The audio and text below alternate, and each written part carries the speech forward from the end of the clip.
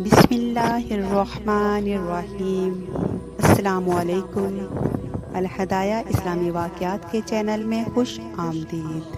معزز سامعین، آج ہم بات کریں گے اسلام سے پہلے عربوں کی حالت کیسی تھی اور اسلام کے ظہور کے بعد ان میں کیا تبدیلی آئی۔ اسلام کے ظہور سے پہلے عرب کے لوگ بدترین حالات سے دوچار تھے۔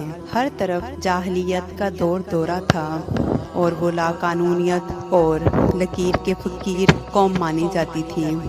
حضرت ابراہیم علیہ السلام اور بعد میں آنے والے انبیاء نے توحید کی جو شمع عرب کے ریگستانوں میں روشن کی تھی وہ آہستہ آہستہ مفقود ہو چکی تھی، اور عربوں نے راہ حق کو چھوڑ کر پھر سے جہالت کے راستے پر قدم بڑھا لیے تھے۔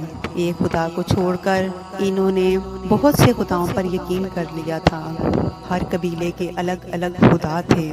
ان خداؤں کو وہ خود ہی تراشتے تھے اور پھر ان کی عبادت کرنا شروع کر دیتے۔ کوئی نیا خوبصورت پتھر مل جاتا تو پرانے خدا کو پھینک دیتے اور اس نئے خدا کی عبادت کرنے لگتے۔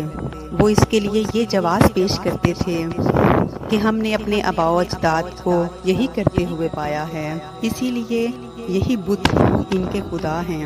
عرب کے لوگ چھوٹی چھوٹی باتوں کو وجہ بنا کر لڑائی جھگڑا شروع کر دیتے تھے۔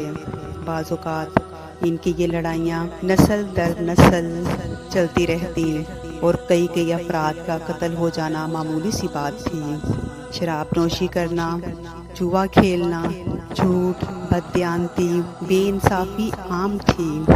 عربوں میں غلاموں اور لونڈیوں کا رواج عام تھا۔ ان کا خیال تھا کہ یہ غلام صرف اور صرف امیروں کی خدمت کے لیے پیدا ہوئے ہیں اور ان کی اپنی کوئی زندگی نہیں ہے۔ غلاموں اور لونڈیوں پر ظلم کرنا عام سی بات تھی۔ ان کو بغیر آرام کیے دن رات محنت کرنا پڑتی تھی۔ عربوں میں بیٹیوں کے پیدا ہونے کو بدقسمتی سمجھا جاتا اور ان کو زندہ رہنے دینا بے غیرتی کی علامت سمجھا جاتا تھا۔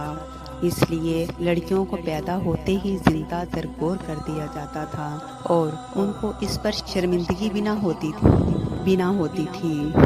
ایک طرف جہاں عورت کو کم تر مخلوق گردانا جاتا، وہیں دوسری طرف پرائی عورتوں کے حسن و جمال پر اشار کہے جاتے تھے اور ان کو شمع محفل گردانا جاتا تھا۔ مختصر یہ کہ عرب کے لوگ مذہبی اور اخلاقی لحاظ سے پستی کا شکار ہو چکے تھے۔ وہ ہر لحاظ سے جہالت کے اندھیروں میں غرق ہو چکے تھے۔ ان کا کوئی دین ایمان نہ تھا۔ پھر اسلام کا نور چمکا اور ہر طرف روشنی کی کرنیں بکھرنے لگیں، اندھیرا چھٹنے لگا جس میں حق و باطل واضح طور پر نظر آنے لگا۔ حضرت محمد صلی اللہ علیہ وآلہ وسلم کی دنیا میں آمد کے ساتھ ہی ہر طرف نور پھیل گیا۔ آپ کا کردار اتنا اچھا تھا کہ دوست دشمن ہر کوئی آپ کی تعریف کرتا تھا اور آپ کو صادق و امین کے لقب سے یاد کیا جاتا تھا۔ آپ صلی اللہ علیہ وآلہ وسلم نے دنیا میں آ کر پھر سے سب کو خدائے واحد سے روشناس کروایا اور لوگوں کو ایمان کی طرف بلایا۔ آپ کی زبان میں ایسی شرینی تھی کہ جو بھی آپ کی بات سنتا وہ آپ کا گرویدہ ہو جاتا تھا۔ پھر چاہے ایمان کے راستے میں کتنی ہی مشکلات آئیں، ان کو کتنی ہی اذیتیں دی جائیں، ان مومنوں کو ایمان سے ہٹانا ممکن نہ ہوتا تھا۔ جفا جو عشق میں ہوتی ہے وہ جفا ہی نہیں، ستم نہ ہو تو محبت میں کچھ مزہ ہی نہیں۔ وہ آستاں نہ چھٹا تجھ سے ایک دم کے لیے، کسی کے شوق میں تو نے مزے ستم کے لیے۔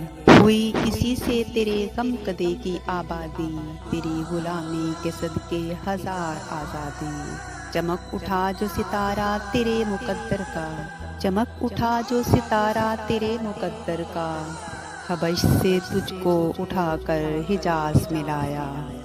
رفتہ رفتہ اسلام کی کرنیں تمام دنیا میں پھیلتی گئیں اور ہمارے پیارے نبی حضرت محمد صلی اللہ علیہ وآلہ وسلم نے اسلام کا پیغام پوری ایمانداری سے دنیا میں پھیلایا اور ہمیں بھی یہ سکھایا کہ ہم اس توحید کے پیغام کو تمام دنیا تک پہنچائیں، کیونکہ یہ ہماری وہ ذمہ داری ہے جو کہ ہم اس دنیا میں آنے سے پہلے خود ہی اٹھا کر آئے ہیں، یعنی ہمیں دنیا میں نائب بنا کر بھیجا گیا۔ اللہ ہمیں دین کے راستے پر چلنے کی توفیق عطا فرما اور ہمیں اپنے پسندیدہ بندوں میں شامل کر لے، آمین ثم آمین۔